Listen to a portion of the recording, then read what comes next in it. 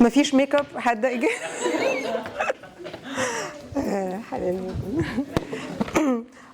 على كل الانترودكشن اللي ابونا عملها دي honest to God فين توني؟ فين توني اللي بعت لي اللي كلمني عشان التوبيك النهارده؟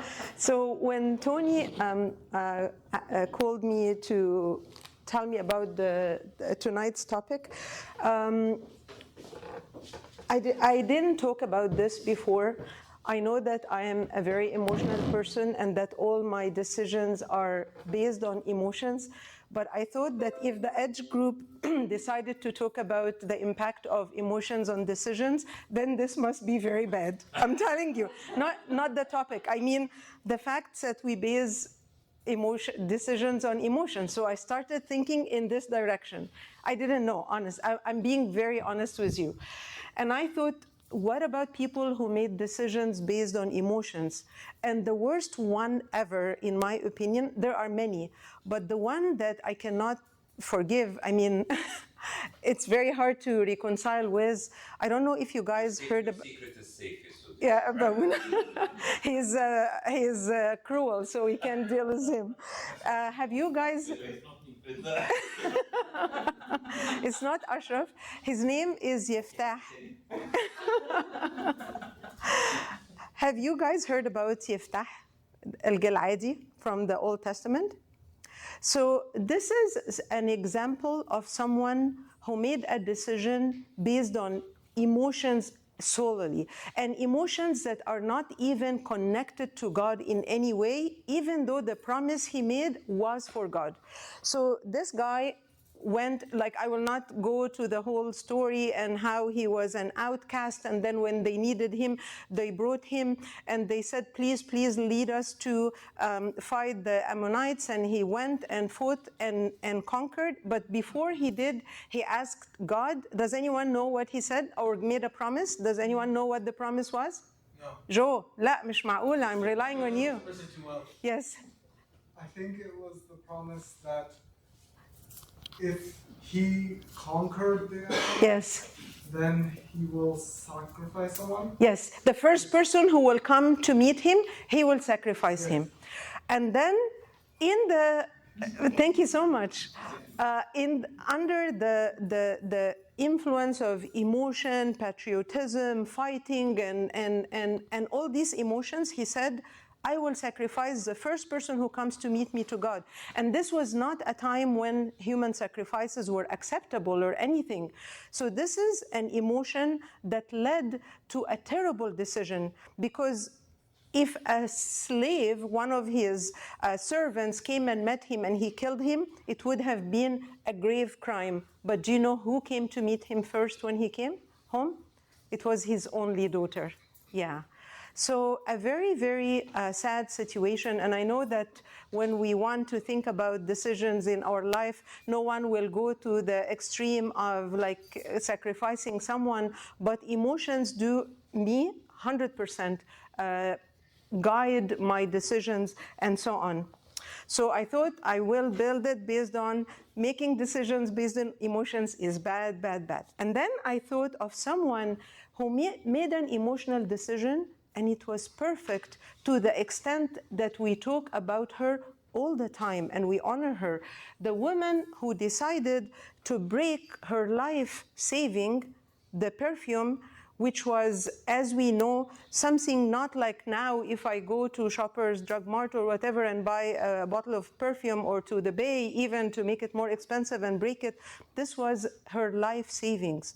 And based on her emotions of love, she decided to break it and offer it to Jesus as a sacrifice of love. Then I thought it must be good to base our decisions on emotions. So I was really torn. I thought of people who also made decisions based on emotions. Samson saw someone, he got infatuated with Delilah and forgot about his parents pleaded to him, this is not someone you should be with, and so on. He decided and he went ahead with his decision. David, relaxing, saw a beautiful woman, an urgent desire made him to decide, a number of decisions that were all very bad. Same with feelings of despair that made Sarah marry her husband to her maid and created many problems afterwards. So we can agree that decisions based on emotions are not good and are not bad, and that we make some decisions that are based on emotions that are good and some that are bad. In one person, we see Moses, who got so angry, and anger is an emotion, and decided to hit the rock without God telling him, and he was banned from entering the promised land. And the same Moses, when he was banned, he should have had feelings and emotions of bitterness and anger, and he could have decided to say, God, I have served you all this time, and now you're doing this to me. He didn't. And when you read his last address to his people, I honestly have tears when I read it, because how can he have this love to the people who caused him to sin, and to God? It's a decision, and it's based on emotions, and the emotions are good. So before I proceed, what is the difference in your opinion? What would make emotionally based decisions good or bad?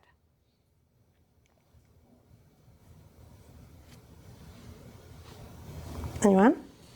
Yes. Maybe not accompanying that emotion with thought or reason. Do you, okay, if someone gave you a gift, he would be very happy to see using it, right? And God gave us the intellect and the thoughts, so I think he wants us to use it. So maybe I think what you are trying to say is probably the verse that says, do not rely on your understanding, but rely on God. Is this what you mean? Like that we don't... I think so. Okay. Because I agree with you. Our thinking, well, even then, like if we are only relying on ourselves, our own thoughts, it's probably not what God is saying. Mm-hmm. So, Of course. But if we take advice from God, what God's thoughts, Absolutely. then we're doing it. Okay, good. Yes, yes, Sandra. I think I think having the emotion is within the norm, because God is the one who has placed in us these emotions in general. So I think the time that you've taken to process these emotions and the decision, was it made at the peak, the height of these emotions, or did you accept the emotion, process it, and then you're making the decision? Okay. So the time we, like, not jumping into decisions, but letting the process take its time to... Acknowledging how you're feeling, what is that emotion, but not making the decision while you're still in that phase, but rather after. Okay. Ilaria?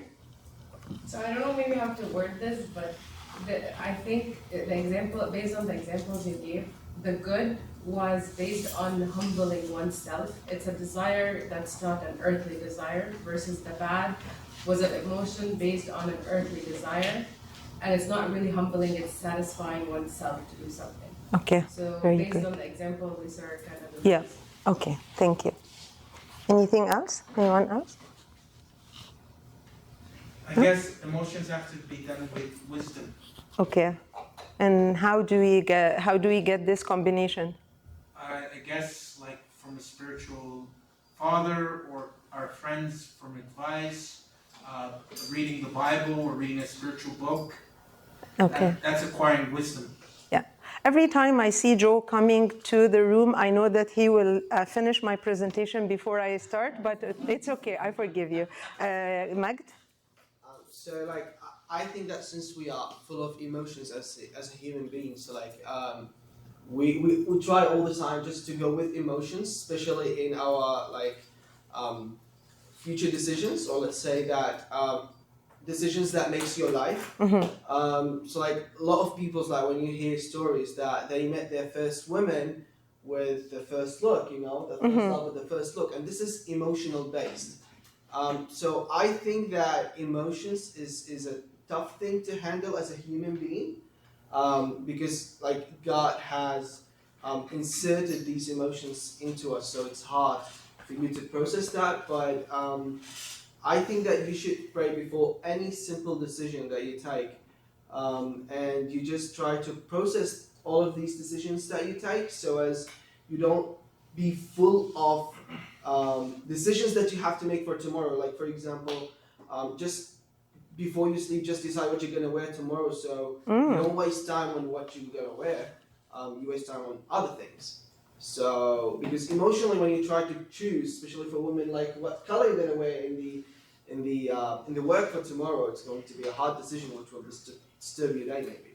So I have to admit that this is a very new advice, seriously, Yeah. and I really like it. I never thought about this before. I never thought that we have an accumulation of emotional decisions that we have to make, and it's better to organize them.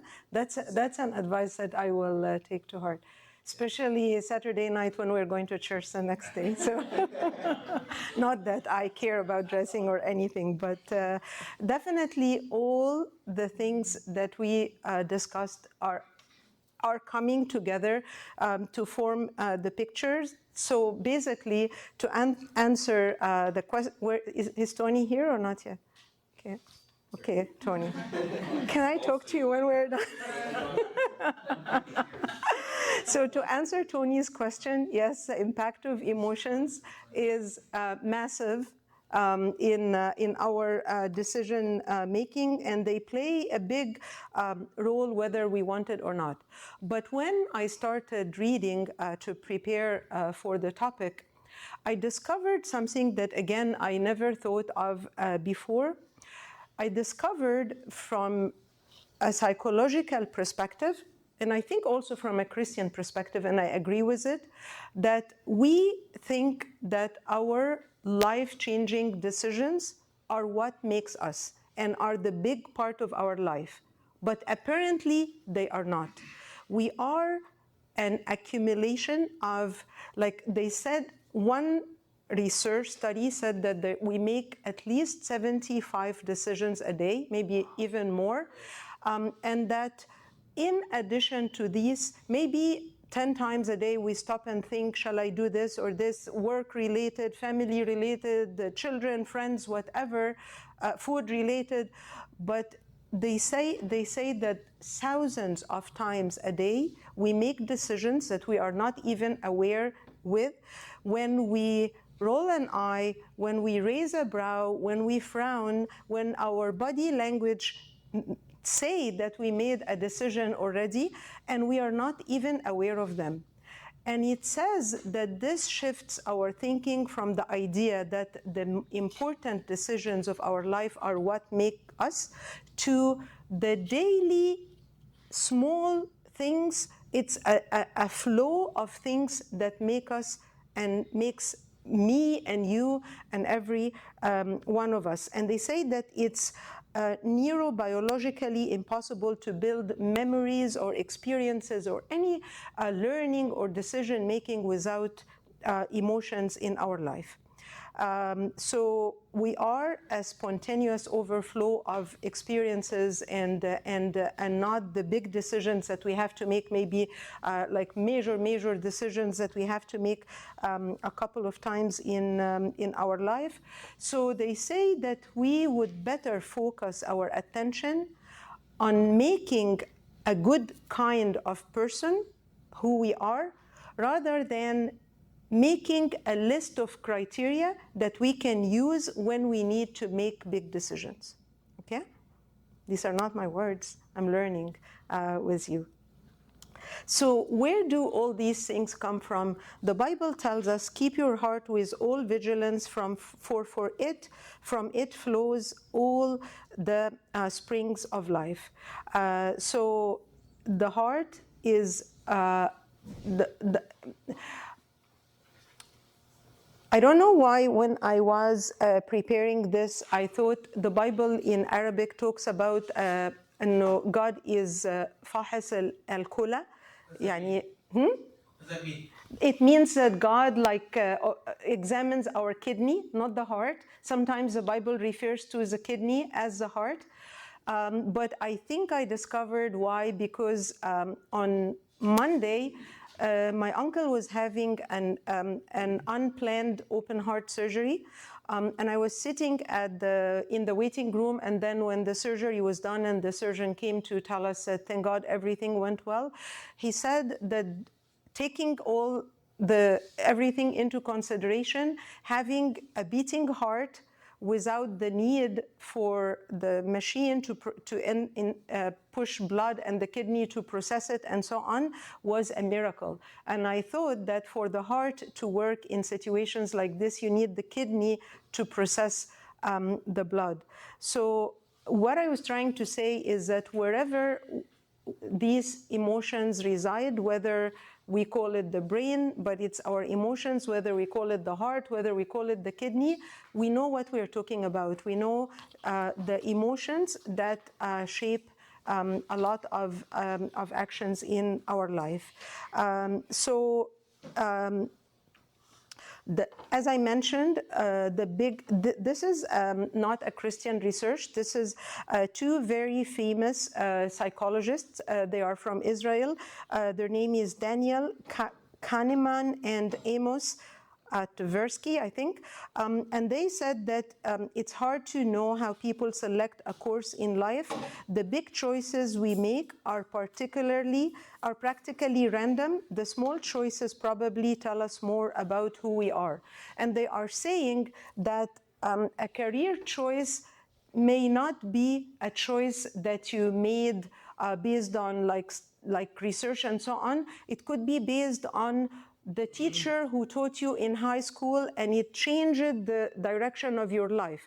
Even the person you end up with could be the group you are surrounded with. And I thought this doesn't make sense because like big decisions are definitely things that we think about and decide, like career choices and education. But do you guys remember, did I tell you about Mr. Ahmed, my English teacher before? Remember? Yeah. So because he believed in me, in 1 month, he changed me from someone who hated the word English, like honestly would give me a nightmare, to someone who can read and write and speak English and love it actually. So it does have, like the environment we are surrounded with have an impact on the big decisions that we make in our life. But the small things are the conscious decisions, like when I'm driving and I curse someone because he overtook me on the road, or when I get angry at the lady who serves me coffee at Tim Hortons because she didn't give me the coffee the way I wanted it. These are the small things that are actually the decisions who make who we are. So the solution, when I asked what should we do about emotions, the beautiful and classic answer comes from St. Paul when he says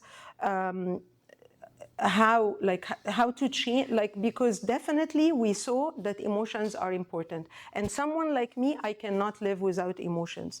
And emotions have great impact on all the good decisions that I made in my life and bad decisions as well, but I cannot live without it. So obviously what we need to do is put these emotions into like the blood washing machine, like the kidney, to change them into something good.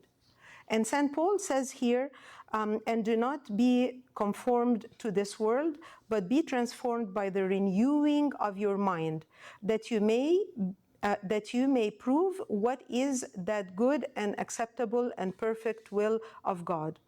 And I read that when it says here, renew your mind so that you can know the perfect will of God, that the Hebrew word actually means that you can approve. Like St. Paul is telling us that when we renew our mind, we will start to approve the will of God. And I remember, but I don't know what it is in English, there is a prayer in Agbeya. I think it's one of the, when you are spiritually very, very your spirit is very full of light, and you open the أقبية and you finish all the prayers and you go to the salawat متنوعة في آخر الأقبية.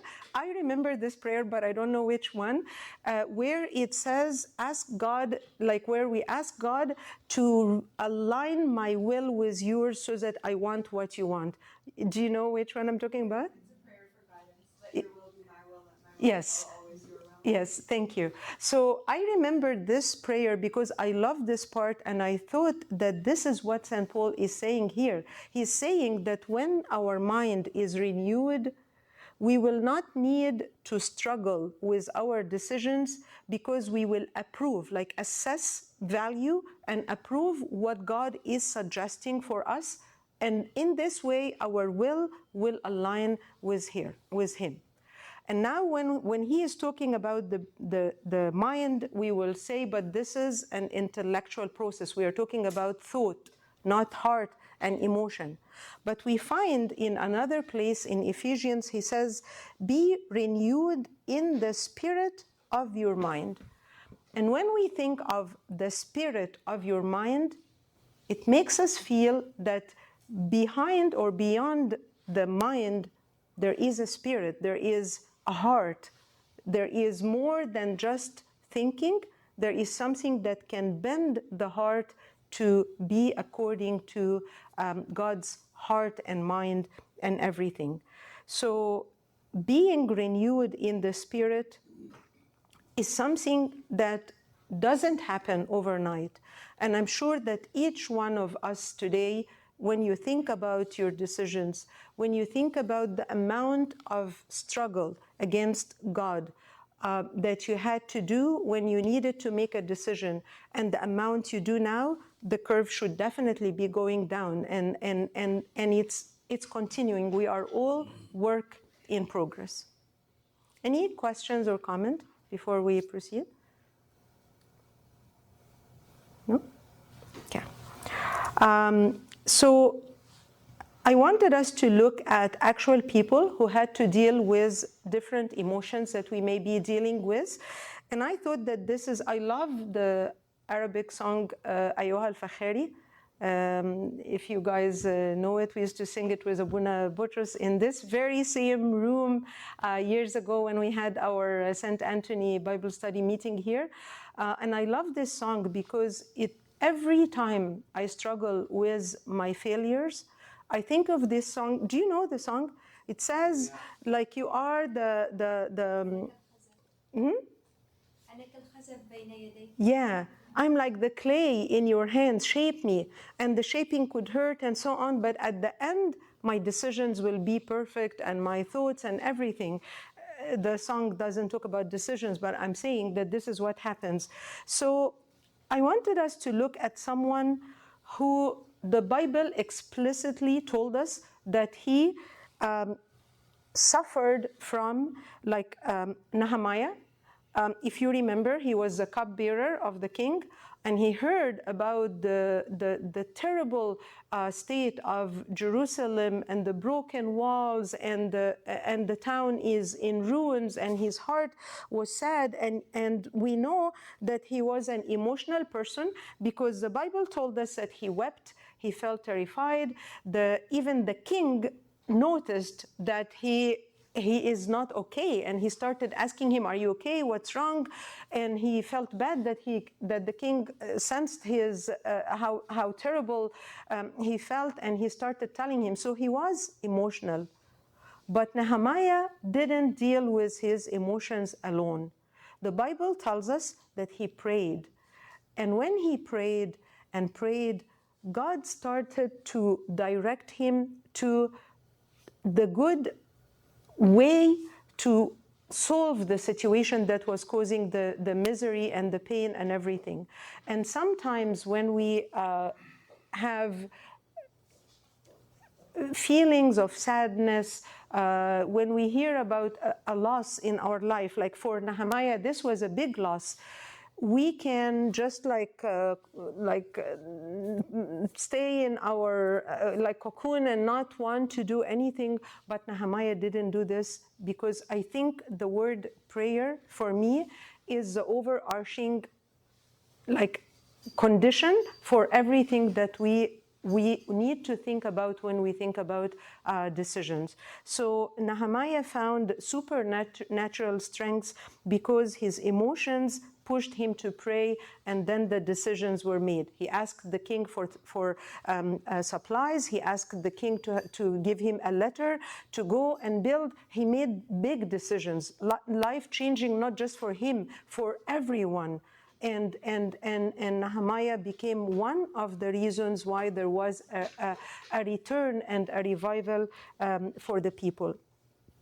And then we think about another emotion that sometimes grip our hearts. And fear does not necessarily need to come from, like when I was young, a dark room would bring fear. But now the dark room is a combination of things, right? Many things that cause our hearts to fear and tremble, and this grip of fear really takes over, and we become unable to make any decisions, not even to think about decisions. And we find someone like Gideon, who the Bible tells us very clearly that he was a very fearful person. But again, he found great emotional strengths because he was willing. Someone here, I think Sandra said, we need to acknowledge our emotions and process them. And Gideon was very honest about it.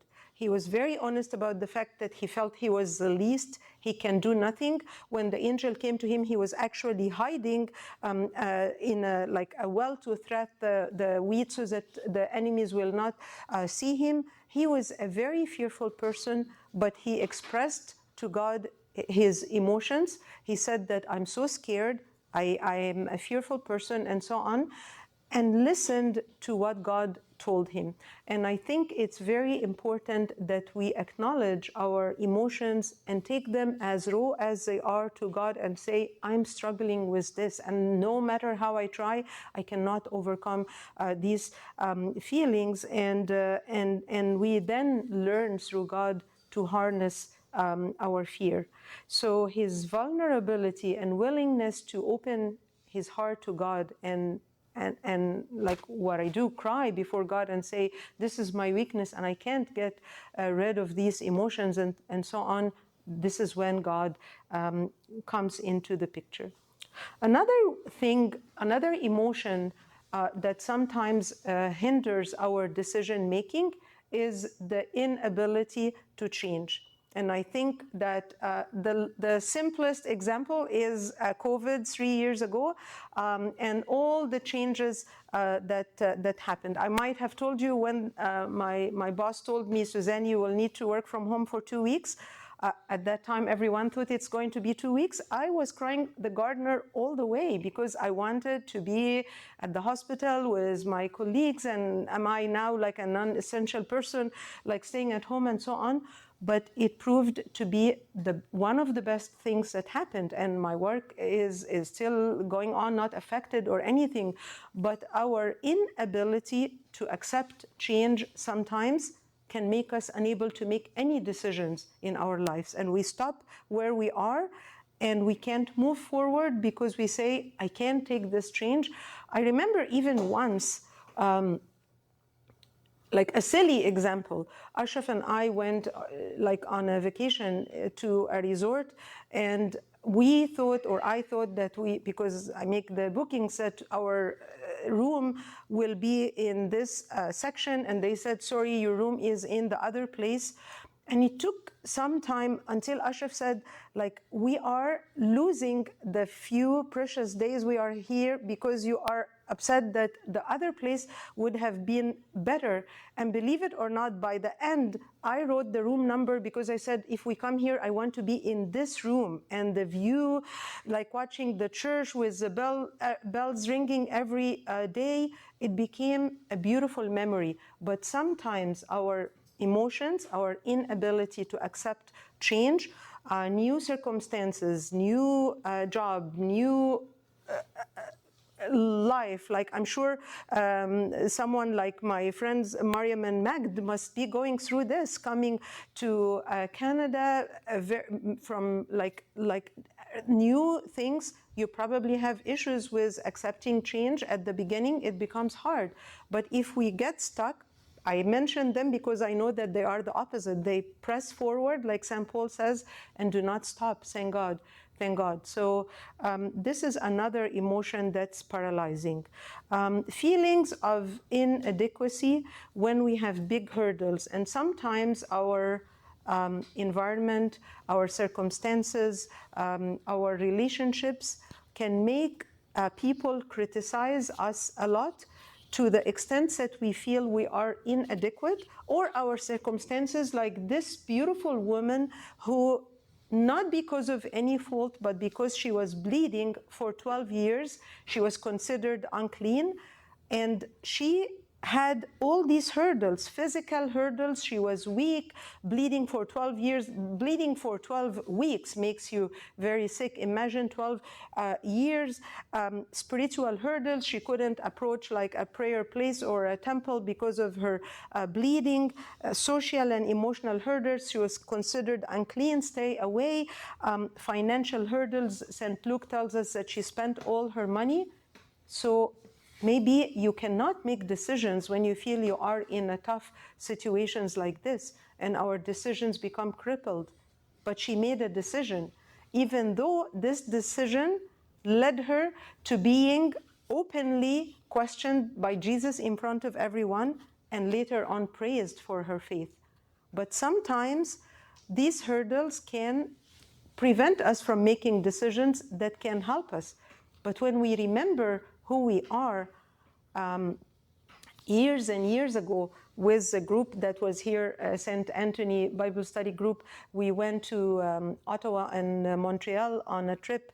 I don't know if Abuna Butros was with us, but our friend Nancy, there was like a conflict about opinions on the bus, and like about a spiritual topic or something. And one of the group members said to her, "Why do you like talk like this with authority?" Like, because she was very right in her opinion. "Who do you think you are?" And she said, without a moment to think, "I am the daughter of the king."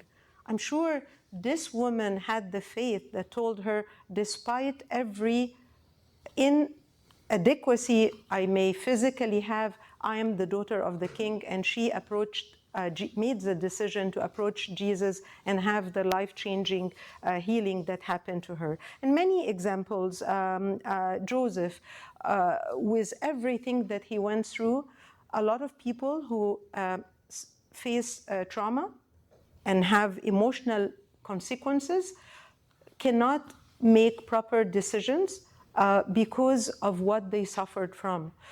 But Joseph, I don't know how. I can't imagine how he had this healthy character that allowed him to press forward and move on, to forgive his brothers, and not only to forgive them, but to embrace them after everything that happened. And this is a decision, this is a multitude of decisions.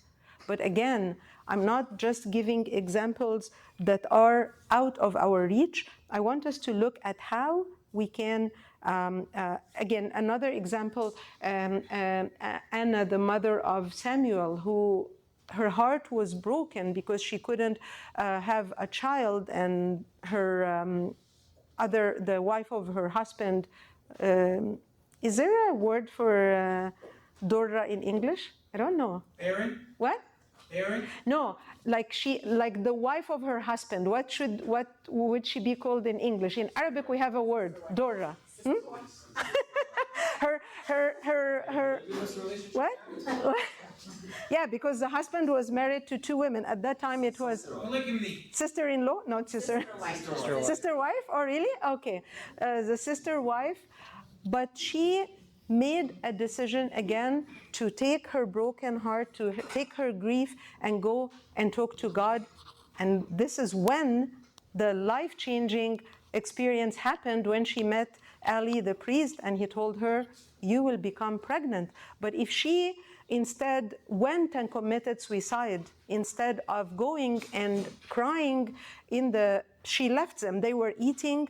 Her husband tried to console her. She left them and went to, they were in something like a retreat. Like in Egypt, people go to St. George Monastery at certain times. There is a celebration or something, so they used to go every year. She left them and went and poured her heart before God. And the priest initially thought she was drunk, but when he started talking to her, he understood her agony. But it's a decision to not sit in the rut of grief and pain and go and do something. And what she did was going and talking to God. And this is the biggest thing that we can do. So I wanted us to look, and definitely the diagram that we will look at is not something I created, but it gives an idea about how to deal with decisions, because there are life decisions that are right or wrong, and then there are life decisions that are right or left. Not every decision is right or wrong, moral or not moral, but the diagram, this. What does it look like? So I will explain it, Joe. It starts with a box that asks you, are the decisions that you are trying to make moral or not moral? Non-moral, I don't mean they are not moral. It means they are not against morals. They are like whether I should wear my red shirt tomorrow or wear something else, whether we should eat sushi on my birthday or go to Peter's on Eglinton, stuff like this that are not, like if someone wants to invite me on my birthday, you know. Sushi. Ashraf is Peter's on Eglinton. So I made a decision to reveal this information to you so that you can use it wisely when my birthday comes. So. When is your birthday? Huh? When is your birthday? December 7th. Yeah. So because it's always fasting, we cannot go to Peter's on Eglinton. It has to be sushi, unfortunately. GoFundMe is good too for sushi. So Joseph, it starts with the question: are the decisions we are struggling with moral or just general decisions? If they are not, if it's not about the one thing I disagree with is that it says here that if it's not about moral decisions and if it's not if it doesn't have a major weight on your life, then you can make the decision, because I honestly think that small or big, tiny or major, prayer is key in everything. Everything. Even the Bible tells us that in everything with prayer and thanksgiving. So this is the only part I disagree with. But it says that if they are not non-moral decisions, then it's easier. And we need to understand and realize that God gave us freedom to make choices freely and without any feeling of guilt, as long as the question is not moral and has nothing to do with my relationship with God. The next thing to think about when we want to make decisions is, what is the weight of this decision on my life and my future? Some decisions do not have much weight, but some decisions, like whether I should continue to live here in Canada or go back to live in Egypt or somewhere else, these are big decisions that need thought. And they say that people who are hasty to make decisions without thinking for any kind of decisions are advised to take time to think. And they say that people who take a long time deciding things that are not huge and have no big weight need to be more decisive, because this is important for the big decisions in their life. And then the question is, if it's a moral decision, is it revealed by God or concealed? There are things that are known and answered, and referring to the Bible gives us answer. We like, should I be faithful to my spouse? Should I pay, give the church my tithes? Should I be honest in my taxes? All these things, we know the answer, and it's revealed by God. For these things, what we need is not to search for an answer to make a decision. What we need is to obey and pray for God to give me the humility to obey when I want something else other than what God has revealed to me. And I'm sure that we all face choices and decisions in our life that are moral decisions, and that the choice that I would like to make is not what God revealed clearly to me. And this is when, instead of praying for an answer to the decision, I need to pray for a yielding of my heart to obey God's revealed word about the decision. And then prayer, which is a very important thing when I'm struggling with a decision that has a big weight in my life and has moral consequences, and I need guidance because it's not clear, because not everything is very clear. There are some gray areas. And this is where, Joe, there are three interrelated circles. They are prayer, godly counsel, and opportunity. And by prayer, we all know, like the Bible tells us, St. James tells us very clearly, if any of you lacks wisdom, let him ask God, who gives generously to all without reproach, and it will be given him. And the Bible tells us that we need to pray unceasingly, and that prayer is, like, I think from every example we looked at, we know that we have a power that nothing in the whole, like, this is not my talk preparation, this is my life. There isn't a single thing that prayer cannot deal with and solve it out externally or solve it internally. So prayer is, of course, known, and then godly counsel. The Bible tells us about the son of King Solomon, who, when his father died, wanted to rule the people properly. So he asked the godly elders of the church, not of the church, of the kingdom, how he should rule the people. And they said to him, your father was already hard and the people suffered under him, so you need to be more compassionate and more kind so that the people will come to you and follow you. What did he do after? This is someone who thought advice from godly people, and it's obvious that it's a good advice. He went and asked his friends and the people who were like the young people, and they said to him, no, people will, like, you will become a mat and they will go over you. You don't do this. You tell them my father's, like my finger is thicker than my father's wrist, and if he dealt with you like harshly, I will be even more and more. And unfortunately, this led to the destruction of the kingdom and the break of the kingdom of Israel, where he had only 2 tribes and the others left him. So again, godly counsel is very, very important. Which king was this? This is King Jeroboam. I think his name is Jeroboam, the son of Solomon. Okay. Yeah. So the Bible tells us, the book of Proverbs says, let the wise hear and increase in learning, and the one who understands obtain guidance. It tells us also, where there is no guidance, a people falls, but in an abundance of counselors there is safety.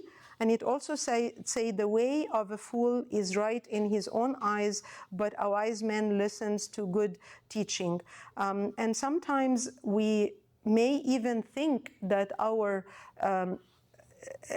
decision is godly and is right, and we genuinely think it is. I remember very well there was a time when Ashraf and I were struggling with a major circumstance and decision in our life, and we made a decision where we thought that we are taking it because we want to please God no matter what, even if our hearts break or whatever.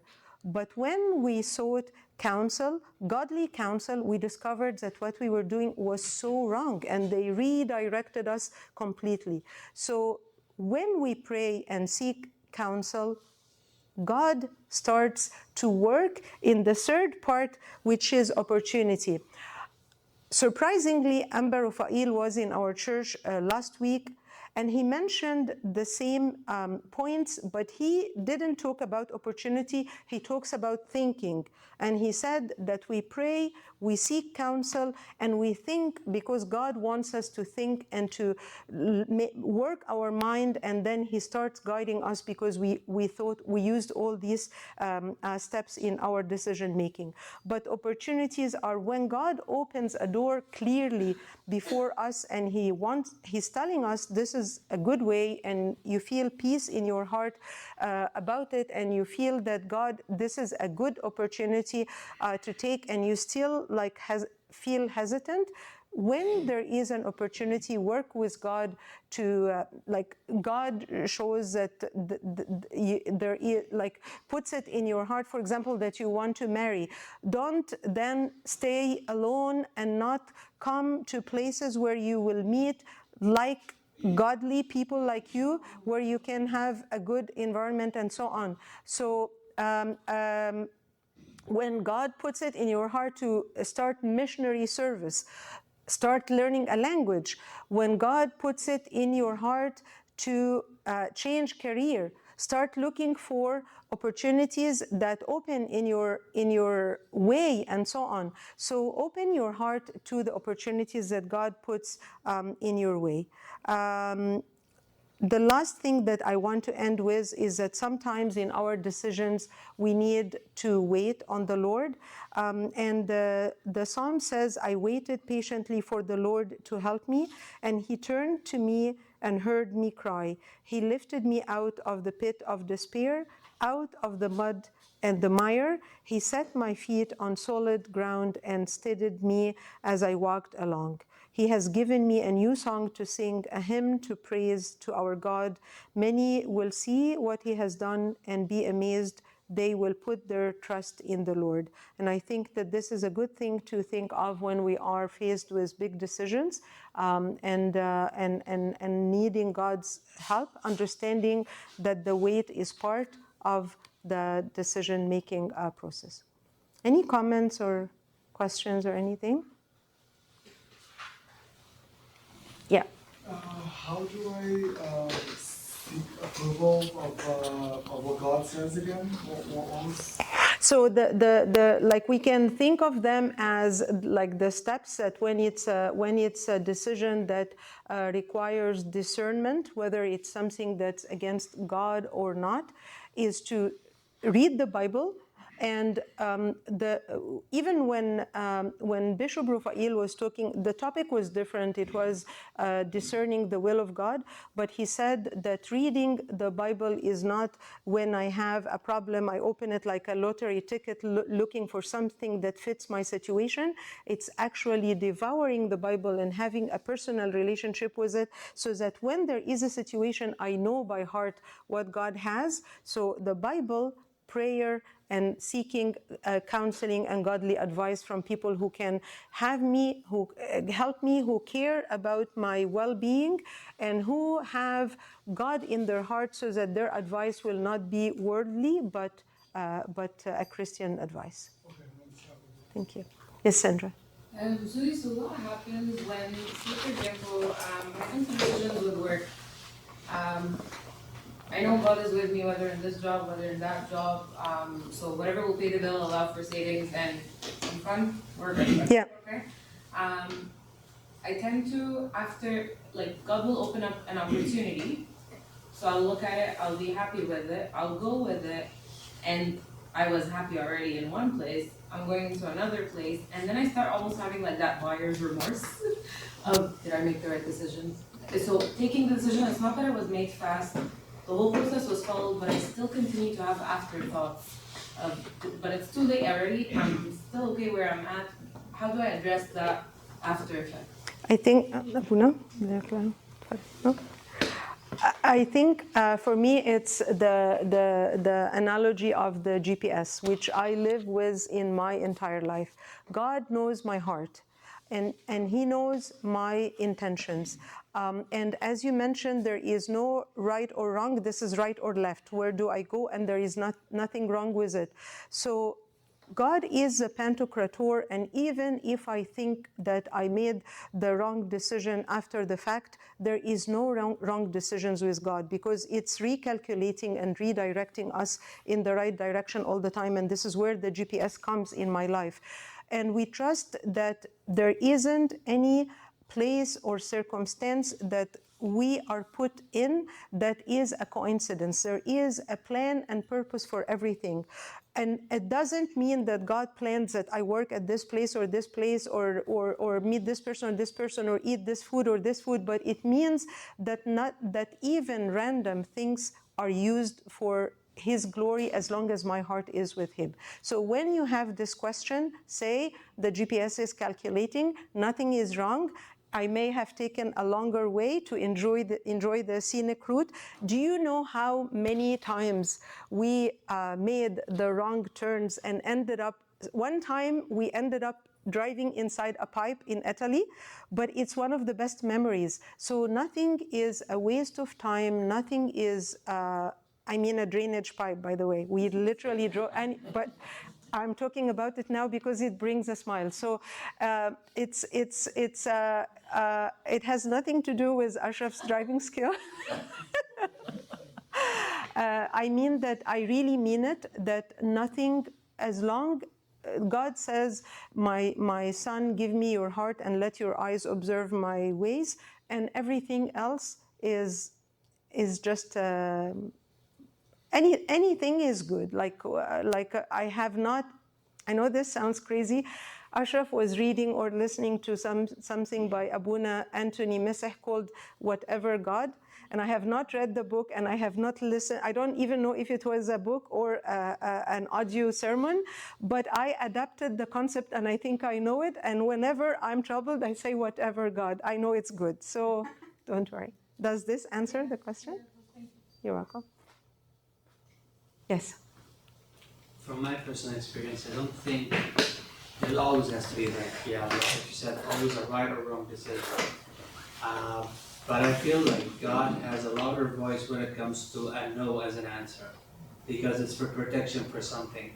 But sometimes when we are in a crossroad in other decisions, that doesn't really have a right or wrong. Maybe one of them is better than the other, but God is not a fortune teller. That's not His job in our life. Otherwise, I could go to the stock market, God, this company or that company. That's not His job in our life. But the thing is, whenever we choose something, we have a bigger scope looking at our life, that He is the leader. Even if one decision is better than the other, He can turn the worst or the second best option to the best one. Like if we look at Joseph, his brother's betrayal was the road to be the real leader of Egypt. Absolutely. So it's not always about the right or wrong. But more important is to be honest with oneself. Like, hey, I'm thinking about making this decision, but I have a tendency to this option over the other. I have to just know that about myself. Mm-hmm. So I'm honest while I'm taking the decision. And it's okay not to make the right decision, because sometimes I couldn't afford it, or it's too tough for me. I remember Al Pacino in one of the movies when he said, I've always knew the right answer, the right decision, what it was, but I couldn't make it, I couldn't take it because it was too tough. So I can make a bad decision. I'm allowed to do that because this is what I want, but I have to be aware. The information, I believe, is more important than the decision itself. And sometimes we don't really seek guidance. We just seek someone to tell us what we want to listen to tell us that, what you want is the right thing. We are misleading ourselves. And the process of building the right decision or making the right decision it needs proper surroundings. The relationship with God, not on a spoken one prayer that will lead to the right decision. No. But making it like a daily life with God, it prepares the heart. First of all, the inner peace, which is very necessary to make the right decision, and not to be easily shaken by whatever happens around you. That also helps making the right decision. So to live with God on a daily basis, that to give Him a priority in our life, that really helps us. Absolutely. Being able to make the right decision and honesty with oneself to get the message from God or from people God around us and accept it, and also have the strength to do the right decision. I thank you so much. This really sums the whole thing, and especially the peace, the inner peace that you feel, and the fact that prayer is a journey, a partnership with God, that not something that we seek when we are facing troubles. But thank you so much. This is beautiful. Thanks. Okay. Anything else? Abuna. I have a question for the group, for us, and myself included, of course, in this. Something, usually when we think about decisions, we usually think about self and how it's impacting me, how this decision is impacting me. But a lot of the decisions also that I make, that each one of us make, does not only impact self, but impacts others as well. So how do we consider this in the crucible of making decision? Like the example of Rehoboam, he's a king. He's going to be a king, and the decision about the path does not impact him only. It impacts his strategy, but it also impacts others. Like my decision is going to impact others as well. So how do I become conscious of this? So being that my decision does not only impact myself, but it also impacts other people around me. So it's for all of us. It seems you brought an example of. Rahba. No. I was looking for something, but I have a question, an answer here. So, it's very related to what you said, I think. It's like we should be aware of everything, and we should be aware of the people that we're influencing, but God knows all. So I think we should pray to God, give us the wisdom to understand what to do, and that's the best for everybody, because God knows all. So we should trust Him and pray to Him. So, I think that when you choose a decision or make a decision, it's a win-win situation. So you always try to see that when you make this decision, you will not harm the other person. So, for example, right now, when you go to buy a phone, okay, you want a phone plan, for example, and the salesman will try to bring you a plan that benefits you and at the same time doesn't bring him a good bonus. Okay, so even though when you make a decision, it's simple as that. It's just like a win-win situation. Like you do not harm other people and you benefit yourself. Okay, so it's just like coming right now to the meeting. You're risking your time, but you benefit it and you're meeting people. Okay, so it's a win-win situation, but sometimes you gotta risk things. So that's what I think it is.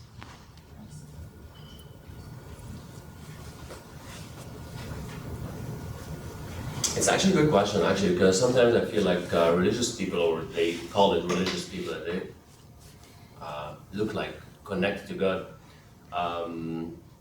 They seem like they are overthinking situation, which is important to feel for others and take care of your decision, which is great. And there's an important phrase you just mentioned, thankfully, God is a Pantocrator, which is really pushing peace in our hearts and inner peace, actually. So whatever decision we do or take in our lives, it will be for His glory, first of all, and for our benefit.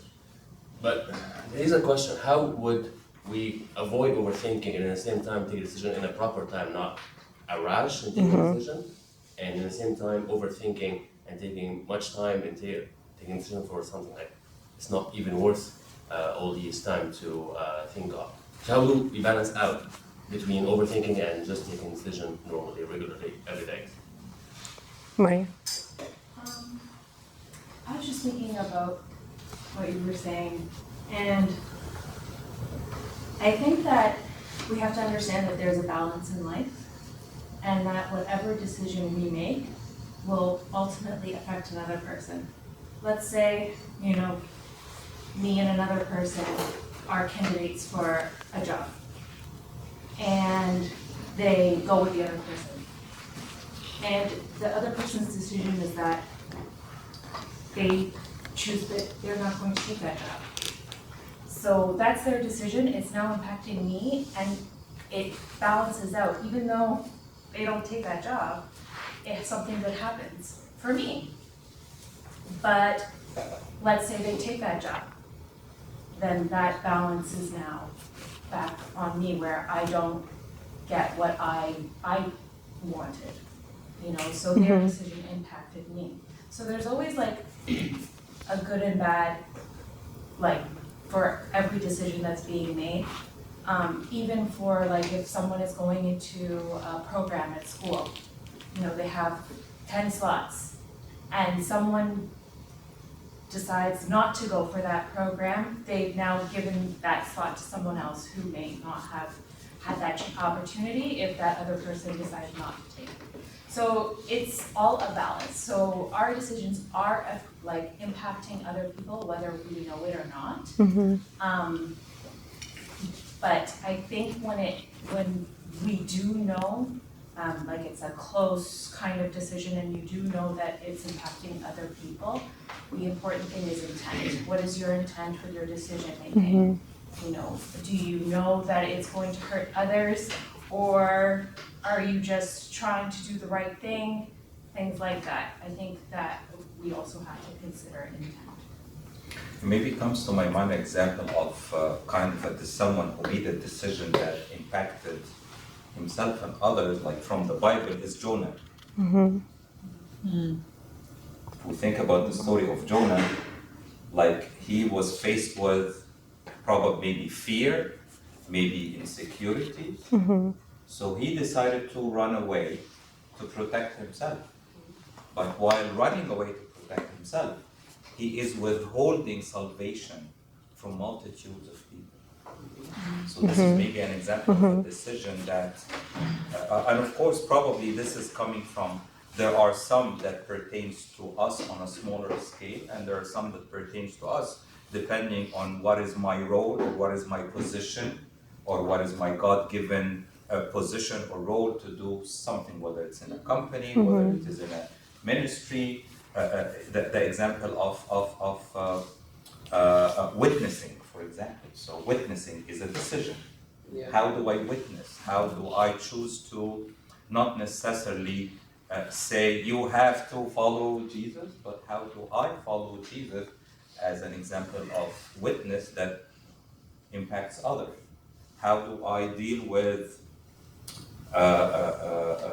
such a situation that you mentioned when I was a candidate? It's not my decision. I applied. My decision is to apply for the position.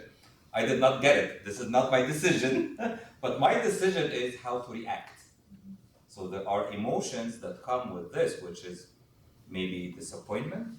So how do I react? Because my reaction is going to show who I am as a person, as a character, and as a Christian to others. So it's impacting my peace, as mentioned, and it also, in a way or another, is impacting how do I witness to Christ in my setting, in my surroundings. So kind of something to think about, to consider. I mean there is sometimes there is no you have to do this. If I was in Jonah's place, probably I would have done like Jonah. It's easy to say if I was in Jonah's place, if I was Judas, I would not do this. But Who knows? I pray that I'm not put in a position of Jonah or Judas or Peter. No, that's It's the funny temptation. when you mentioned like Jonah, like even as he was trying to make the right decision, there were people around him who was saying like, "No, we want to keep you on the boat," and he was like, "No, throw me over." Yes, yes. So while he was saying, I'm making a decision, so get rid of me. Yeah. So he is insecure about himself. Like, get rid of me. I'm not worth it Yeah. because I disobeyed God. But God says, no, you are worth it. I still want you, and I want you to do this. Yeah. And I think, Abuna, that the good thing is that when we look at someone like Jonah, when we look at someone like Abraham, the father of faith, who twice lied about the identity of his wife to save himself, when we think about Peter, who denied Jesus for fear for himself, we see them come again and shine in glory, because this is the work of the renewal of the mind that St. Paul was talking about, that there is not one person who makes bad decisions and one person who makes good decisions. There is one person who starts to connect with God and makes bad decision, and God leads the way and brings him back, or makes good, or let him learn from his mistake, because this is also part of God's role. He's not like really like directing everything just for success, but also to teach us lessons. And then we change, and we start, instead of thinking of myself, I start of thinking of others, and so on.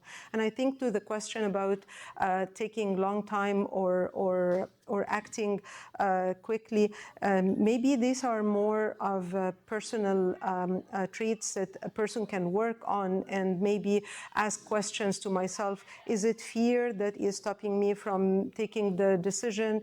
Are there reasons that would like study and research and so on? Because I'm sure that God doesn't just want us to wait, like it's not like a go-kart that the person behind you pumps you and you move. He wants us to drive, and he wants us to take the wheel and go and explore, as long as we want to go where he is. So there is nothing wrong. Like, there are many things that I work, like try to work on, and acknowledge problems that need to be changed and so on. So I'm sure that we need to work on things like this as well. But thanks for the question. Yeah. Thank you. Thank you, Susan. Thank you, everyone. Do I leave this, Hanna? How are they? Thank you, Susie. This was very